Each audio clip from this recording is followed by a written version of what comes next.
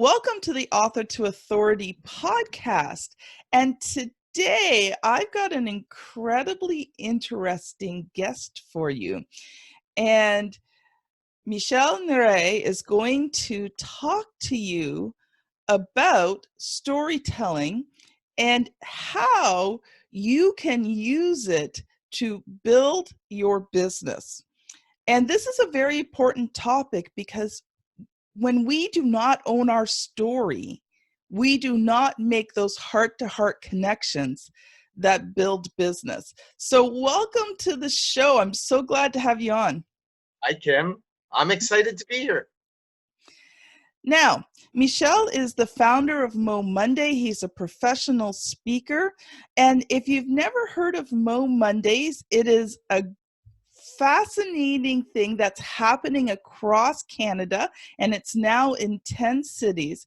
And that it's an incredible opportunity for you to be able to get up in front of a group of people and be able to share your inspiring and encouraging stories. And I actually got the opportunity to be a part of it, of Mo Monday Barrie, in December, and I will share the link to that video in the show notes, where I got to talk about how the words of your past can no longer define you.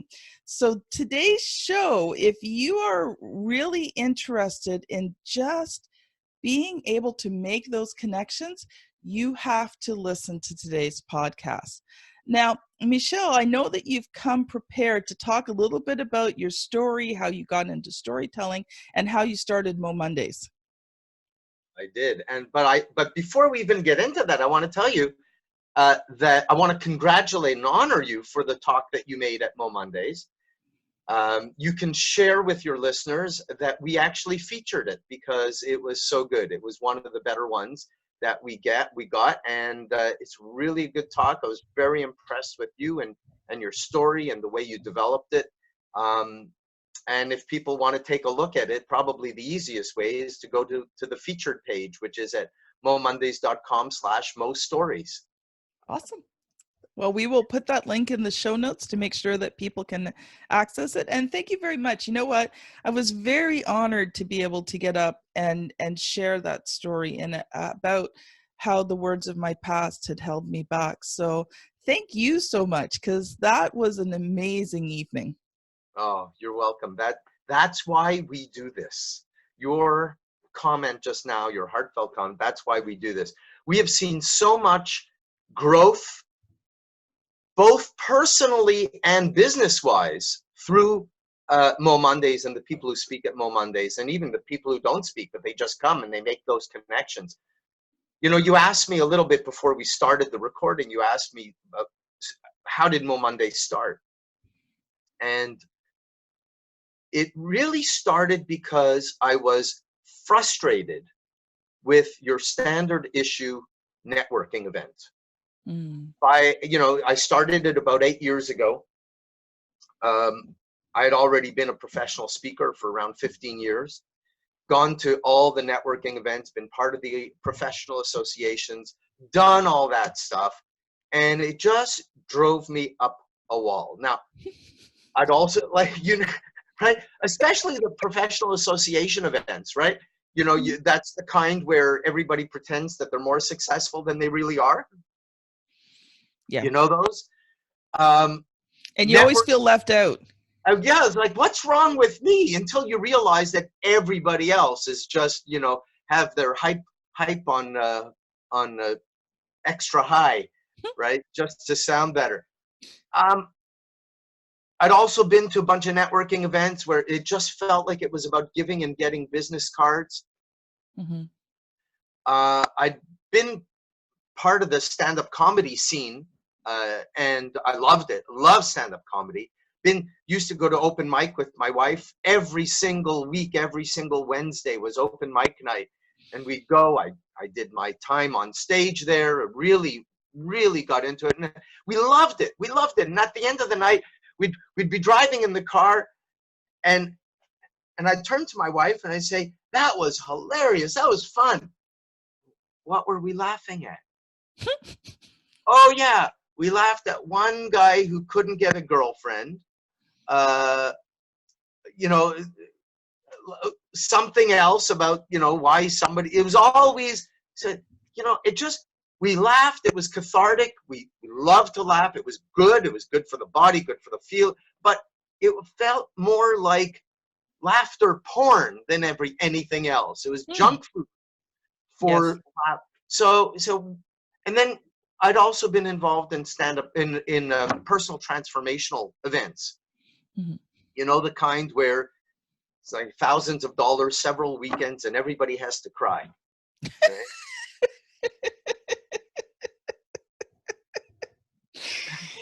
And I thought to myself, you know, all of these things have value. All of these things are wonderful events in and of themselves. But if I could take what I think are the best parts of each of them and combine them into one night, like, wouldn't that be cool? And now when I say this, it sounds like I, you know, strategically masterminded it and figured it out, and this is exactly what, it's not exactly. In fact, I didn't know what I was doing when I first started it. It's only when I look at it in retrospect that I realize that's what I was kind of going for. I was trying to blend all these different pieces of my life, professionally, personally. And in fact, you know, the first Mo Mondays, I remember running out the door. It started at 10, running out the door at 20 to, or starting at 7, running out the door at 20 to 7. And my wife says, so why are you doing this? And I said, I don't know. I just felt compelled to do it. And it took 3 months to see everything that I never wanted to see again. Right? I saw people practicing their sales pitch. I saw people trying to be just like Tony Robbins. I saw people who were just, didn't have a point. We talked about that. Didn't know what they were, thought, oh, great, I got the stage. I am going to talk for as long as I can and say absolutely nothing. I saw, and 3 months later, that we were upstairs, second floor of a tea room, 18 people in the audience, half of which were the speakers, half of which were the serving staff, you know, that kind of thing. 3 months later, they kicked us out because they weren't making enough business from us, which I understand. And we moved to a jazz bar.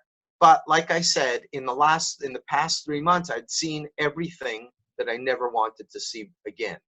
So in a jazz bar, very different from a tea room. Real stage, you know, in the tea room, no stage, no lights, no backdrop, no audio equipment. It was just tea, really. In a jazz bar, real stage, real backdrop, real audio equipment. We had real food, and we also had real alcohol. Now, I say that semi-facetiously because I think all of those things conspired for a better environment, more social, more, you know, more professional. But I also started doing two things that I hadn't done before. And like I said, I started doing this because of all the things that I never wanted to see again. And the first thing is I started asking my professional speaker friends, because I've been a professional speaker. It's my community. I said, we don't want to hear the same story that you share at your corporate conferences. Don't want that. Share a story that just shows the real you, something maybe you've never shared before. And they took me up on that challenge. So they brought all their professional speaker craft to something that was perhaps a little bit more personal, that showed them a little bit more vulnerable. But when I say vulnerable, I don't mean like everybody needs to cry. They know, they're professionals. They know how to bring the audience in with them, and they know how to bring the audience out with them. So that was very important. The other thing that I started doing was I started asking people who may have never been on stage before, but I knew they had a great, powerful story to share. And and we also started instituting rules like no selling, no preaching, no pitching, no teaching. You've seen that. Because you have to sign an agreement that says, I will not, teach, preach, pitch, or sell. Yes. Never wanted to see that again. The kind where you go to a networking event or a speak to sell event, but you don't know it's a speak to sell event, and you're going for the speaker, and then all you realize 3 minutes or 1 minute in, all the speaker wants to do is sell you their coaching program or their product at the back of the room. Yes. Now that's fine. There's a place for those events. I just didn't want that kind of thing at mine, Mo Mondays. And honestly, that's when the audiences started growing. We went literally from 18 to 25 to over 100 within a couple of months. There was a real buzz in the audience, a real buzz in the community. Mm-hmm. And a few months after that, my friend from Winnipeg calls me and she said, Michel, I love what you're doing with Mo Mondays. I want you to help me do one in Winnipeg. And I said, no, I'm not set up to help anybody else. This is enough work just on my own. And she said, no, Michel, I really want you to help me. And I said, no. And then she said, yes. And I said, no. And she said, yes. And I said, okay. Okay. But if you want me to help you set one up there, I'm going to start building in systems and processes and infrastructure to help other people. Yes. Set up theirs. And she said, absolutely. And I want to help you do that because Mo Mondays needs to be everywhere. It was like it filled this unique little void in the market. And, listen, she said, not that it's for any particular generation, because we've got Mo Mondays. We've got in fact, the one that you spoke at, hosted by a very young guy in his early 20s who's brilliant. I love him. He's doing one of the best jobs ever. But at the time, it was me and my friend, my friend from Winnipeg, my generation. She said, Michel, really, when you think about it, there isn't entertainment for our group, our age demographic. There are only a certain number of times you go out for dinner, you go to a movie. We don't want like the bar scene anymore. Live music is good, but it's too loud sometimes. So Mo Mondays, and are just so that for your listeners, like this is the inside scoop, kind of like the guiding principle of Mo Mondays is personal transformation packaged as professional entertainment. Yes. We want it to be light. We want it to be fun. We want it to be social. We want it to be entertaining. We're bringing in live music as well. There's live musician in pretty much every show because that's part of it. We want it to be fun and we want those networking connections to happen, but we don't want plastic, superficial networking. We don't want it heavy duty. Everybody needs to cry, but we want it to be more authentic and all that, those buzzwords. And I think that is what has created there's a real need. We need this. We are storytelling species, like humans. I've since become a quasi-expert or a student of storytelling. Now I give talks on storytelling. I teach corporations how to do story. I train salespeople how to incorporate stories into their sales pitches. I train academics, PhDs, and physicians and like scientists how to incorporate, because their brains are all data, Yep. which is great. But you know the drill. People forget data 10 minutes after the talk, but they'll remember the stories. Yes. Humans have evolved. The neuroscience proves that we need stories in our lives. Literally, the oxytocin fires, the dopamine fires. We get a high from listening and sharing to stories. It puts us in a good mood. It makes us more It makes the person sharing the the story more credible, more trustable, more all of these things. These things are things that we want in a business situation as well. Why aren't we using them? Which is actually going to excellently transition into the second section that we're going to do today for the podcast, and that's to talk about storytelling and your business. So I know you've come prepared with a great section for us on using stories for your business. So stories in like now, so if you think about, so, okay, let me back up. Let me eat way long before I started doing Mo Mondays. I had my own marketing company, ad agency, and I became known for helping my clients figure out their core differentiating message. Mm-hmm. Yep. I didn't know, again, I say this with the benefit of 20/20 hindsight. I didn't know that's what I was doing. But I kept on getting this feedback. Michel, how did you get to our differentiation so quickly? We've been working with professionals for years and we haven't gotten this. You helped us understand ourselves better than we understood ourselves before. You helped everybody in our company kind of like toe the same line, Mm-hmm. because now everybody buys into this central differentiating message. How do you do that?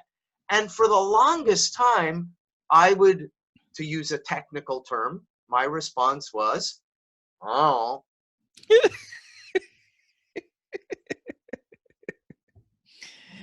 Which is something you did naturally. Like, Kim, has anybody, and I'm sure your listeners have experienced exactly the same thing. Has someone ever paid you a compliment and you want to brush it off? You say, I don't know, it's just what I do. Mm-hmm. Yep. Of course, it's human nature. We've all done it. And but here's the deal. When next time somebody does that, like, pause. Like, literally put your own brain on pause and say, wait a minute. I think the person just gave me a gift. And I should really pay attention. What was it that the person said? And let me see if I could dig a little deeper to figure out what it was that I actually did. Well, so I started as my clients. I said, well, what is it that I did? Like, and why was it I didn't even know it was a problem. I just did it because that's the way I'm wired. Mm-hmm. But so here's the learning from it. Easy for me, hard for you. Yeah. I don't place value on it because it's easy for me. Yep. It's valuable to you because it's hard for you. It's a struggle. It's a challenge. That's why you're paying me to do this for you. And that's why we are perpetually undervaluing our own service. Yes. Because I can't believe people are paying me for this. It's too easy. I don't, right? But it really made me think, and it really gave me pause. I had to sit down with a coach friend of mine. And I eventually said, I know I'm doing something pretty special, but I don't know what it is. And I don't know how I do it. So will you help me? And like I remember this, he sat down with me at the dining room table and he asked me all the simple questions. It's not complicated. He said, like, and then what do you do? And then and why do you do that? Oh, and these are things that we all do when we're in that kind of what I call the expert zone. Yes. We all do it subconsciously, and we're looking for something. We are asking a question, or we're digging around for our clients to discover something, but we're not even really aware that that's what we're going after. So we need somebody else to help surface that. Yes. And at the end of a couple hours of this conversation with him, he said, Michel, it's like you help your clients discover their essential message. I thought, wow. I said, yeah, I guess. Yeah. Yeah. What? You're right. That's exactly what I do. Now, you got it. We're going back 18 years. So you go back 18 years ago, storytelling wasn't the thing. No. Core message wasn't the thing. Nope. Brand differentiation was, but brand differentiating statement wasn't the thing. Right? For sure. It's different from a positioning statement. Positioning statement is internal. A positioning, a differentiating your essential message is what sets you apart and why. Mm-hmm. You would see it, but only in very big companies. You didn't see it down on the entrepreneur small business level. Yeah, but here's the interesting thing. It's actually easier to get out at the entrepreneurial level than the large business. True. So here's what I found. And I say that from real experience because I've worked with multinationals. I've worked with companies that have 22 offices around the world. And they said, Michel, we need our essential message. And I've worked with entrepreneurs, solo entrepreneurs. I know I do exactly like me 18 years ago. I know I do something pretty special, but I don't know what it is. Mm-hmm. Yeah. And that's what I do. Here's what I found. Every single time I dug deep enough to get to their essential message, there was a story. Oh, okay.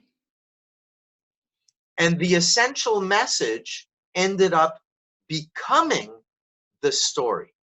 It allows me to tell you who I am, what I do, what's in it for you, and why I do it, because what problem does it solve in the marketplace that I am intrinsically and passionately driven to solve?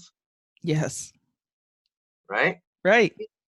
That's what the story is about. And if I could tell you that story, I've told you all of those things in a more engaging, credible way that doesn't sound like selling.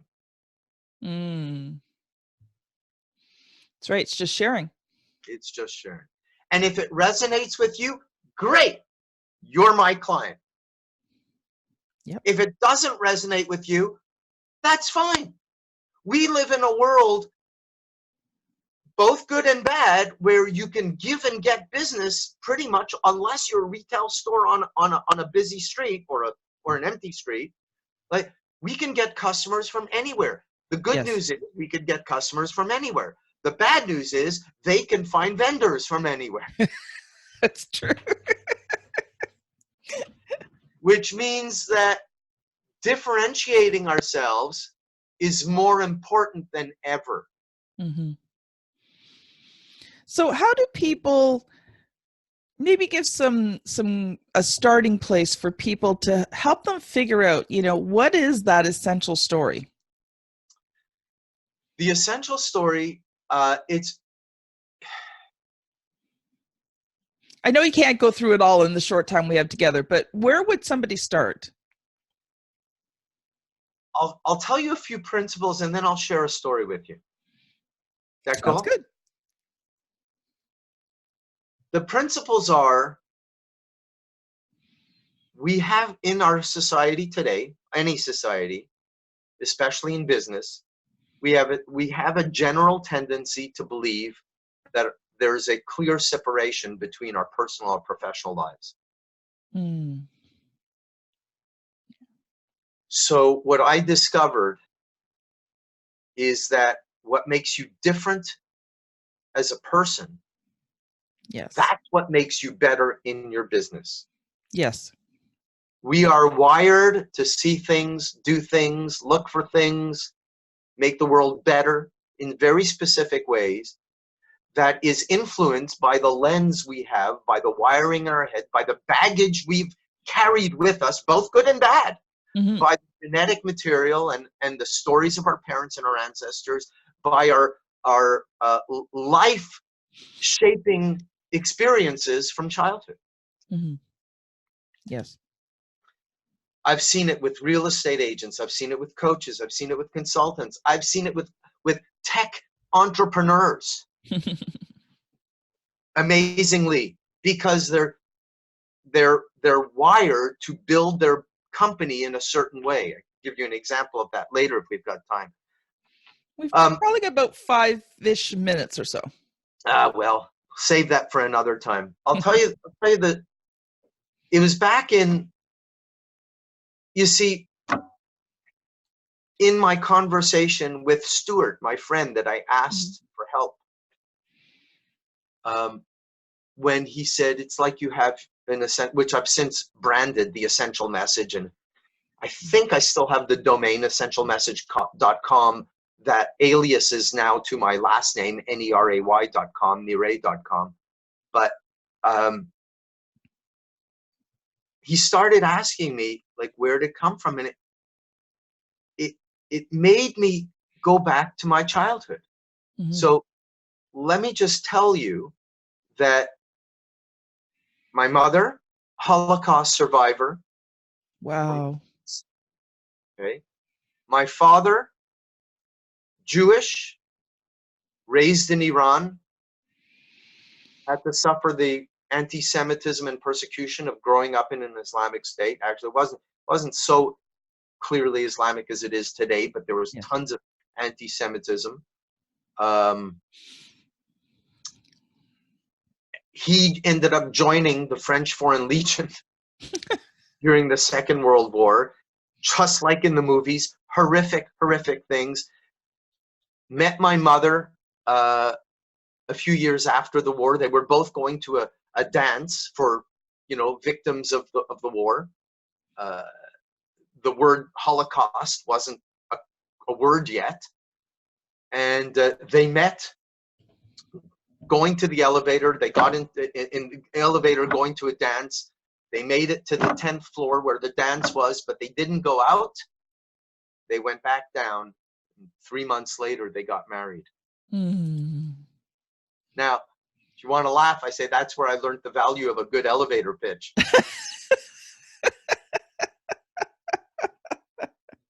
But, it's like a lot of immigrants or immigrant parents, they want to give their kids everything that they didn't have. And they knew they'd never be able to give us, their kids, our unborn kids, the life that they wanted to give us if they had stayed where they were. So they applied to move to the US, they applied to move to Canada, and they said, whichever place comes first, that's where we'll go. Canada came first, they moved to Montreal. So here I was, and Montreal is a kind of unique place in North America. Here I was, a little French Jewish kid in an English Protestant school because they couldn't afford to send me to Hebrew school, private school, in a French Catholic province. Yes. A little Jewish kid, little French Jewish kid in an English Protestant school in a French Catholic province. It didn't matter what group of kids I hung out with. Yeah. I was the odd kid out. Yes. You might think, and I was shy. I was shy as you could imagine. I was the kid. I was afraid to talk. I was afraid. Like, my first language was French. My parents sent me to an English nursery school. I remember crying all day in the little change room. We had to take off our brown snow pants, snowsuit. As I was growing up, and you might think a little shy kid like that would do everything in his little power to blend in, not call attention to himself. It's not what I did. And I think it's because I carried that awareness of what my parents went through, never, ever to be ashamed of who I am. Yes. And so to my English friends, I spoke French. To my French friends, I spoke English. To everyone outside of my little community, I made no bones about the fact that I was Jewish. That's where I learned the expression, I got Jewed. I didn't know what that was. You know, I was the French frog. I was the maudit juif. If you don't know what maudit means, think F word. Oh. Right? But that's who I was. Mm-hmm. And it was almost as if I wrapped myself in the flag of my own uniqueness. And I carried that with me. Now, Kim, do you think that 30 years later, there's a possibility that I have this innate gift or awareness or insight to see the uniqueness in other people and value it? Yes. Yes. You think there's a connection there? Yeah. Yeah. Now you know why, really, I started Mo Mondays. Now you know why I am so passionate about helping my business clients discover their personal story. Yep. Because once I became aware of that, I was able to build my whole business around it. Yes. No longer did I have to do a full service ad agency, most of which I lost money on anyway. But I was able to put a stake in the ground, say, this is what we do. We help you discover your essential message. Yes. Awesome. Wow, that's going to be a lot for people to chew on as they listen to this podcast. And you know what? I really want to have you back again because I do want to dive into this deeper. And our episodes are usually only 30 minutes. So we are going to have you back and I'm going to let you go loose and share even deeper into this topic. But for right now, if people want more right now, how can they get a hold of you and how can they connect with you? And do you have anything that they can have today? Oh, I said I was going to, I don't know. I don't know what I have, what to give them, except I thought I had something, but here are a few things. We talked about Mo Mondays and you said we're all over Canada. We're actually looking at moving into the US as well. So it doesn't matter where you are in the world. We're interested in speaking with you. If you want to find out if there's a Mo Mondays near you, or if you want to bring Mo Mondays to your city, momondays.com. momondays.com. And if you go to momondays.com/Mo Stories, that's where you'll find featured videos, featured storytelling like Kim's, like yours. If there's one near you and you want to apply to speak, very easy, momondays.com/speak. Easy peasy. So I encourage everybody to do it. It's fun, it's meaningful. Like, I don't know how else to say it. It's fun and meaningful. And where can you get both of those things in the same evening? So that's number one. Number two, Neray.com, Neray.com. If you're interested in coaching from me to help you bring out your story one-on-one, you could find it there. If you have a group or organization you want to bring me in to speak, because this is what I speak on. I speak now, I used to speak on brand differentiation. I still do from time to time, but I always bring in storytelling. Or if I talk about storytelling, I end up talking about brand differentiation. Like, because in my mind, they're both, they're the same. So you'll find links and resources and a newsletter to sign up for that. I do workshops. I'm developing an e-course specifically to help storytellers and salespeople figure out the key point in a way to make them memorable and have their audience more engaged with them. So that's going to be there when I finish it soon. Maybe by the time this is there, maybe up, because we're almost done. So there, that good? That is amazing. So thank you very much, Michel, for being on the show today. And like I said, we will have you back. And this has been Author to Authority with Kim Thompson-Pinder and her wonderful special guest. And we will see you on the very next episode. Bye.